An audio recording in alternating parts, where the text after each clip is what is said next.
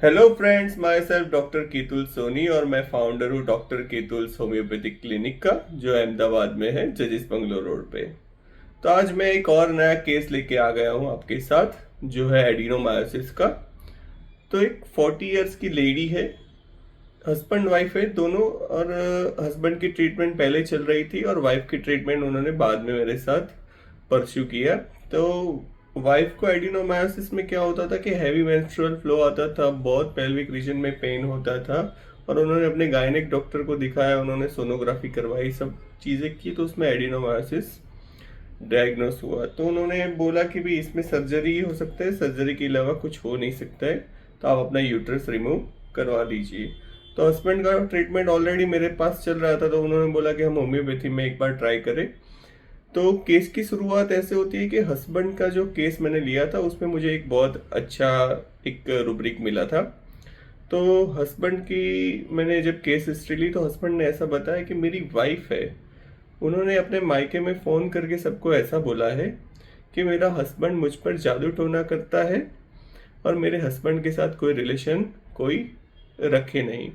तो ऐसा हस्बैंड ने बोला, और उसने बोला कि मेरी जो मायके मीन्स हस्बैंड के वाइफ के जो मायके वाले हैं, वो कोई भी उनके हस्बैंड के साथ कोई भी बातचीत करता नहीं है, सबने उनके साथ रिलेशन कट ऑफ कर दिए हैं।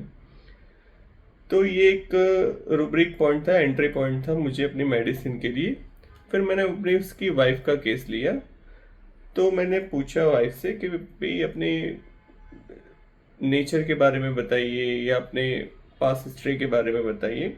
तो पास हिस्ट्री में मुझे ऐसा मिला कि जो वाइफ है उनकी 2 शादियां थी। तो फर्स्ट शादी में मैंने बोला कि फर्स्ट शादी टूटने का रीज़न क्या था।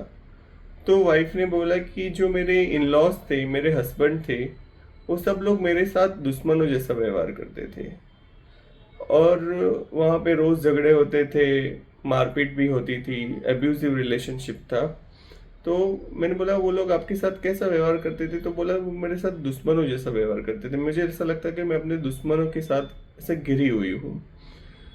और मैंने बोला कि आपके थॉट प्रोसेस क्या रहती है, कैसे थॉट्स आते हैं। तो बोला कि हमेशा कंफ्यूजन रहती है, 2 थॉट्स दिमाग में चलते रहते हैं, एक अच्छा थॉट चलता रहता है, एक बुरा थॉट चलता रहता है। तो फिर इस केस को मैंने पूरा एनालाइज किया और मैंने 3 रुब्रिक सिलेक्ट किए। तो मैं आपके साथ वो रुब्रिक्स शेयर करता हूँ। तो फर्स्ट रुब्रिक लिया मैंने, delusion be which think he is. उसका मतलब क्या होता है कि पेशेंट को ऐसा लगता है कि मेरे पे जादू टोना हुआ है, तो उसको ये फीलिंग होता है। फिर दूसरा रुब्रिक मैंने सिलेक्ट किया, डिल्यूजन एनिमी सराउंडेड बाय। तो पेशेंट को क्या फीलिंग आई थी कि मैं अपने दुश्मनों से घिरी हुई हूँ। और तीसरा रुब्रिक मैंने सिलेक्ट किया, thoughts to train of thoughts, यानी कि 2 थॉट्स उसके दिमाग में हमेशा चलते रहते थे, एक अच्छा थॉट चलता रहता था और एक बुरा थॉट चलता रहता था।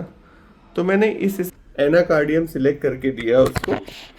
विद इन 1 मंथ उसका मेंस्ट्रुअल साइकिल नॉर्मल हो गया, हैवी ब्लीडिंग थी वो बंद हो गई, पेल्विक पेन भी बंद हो गया।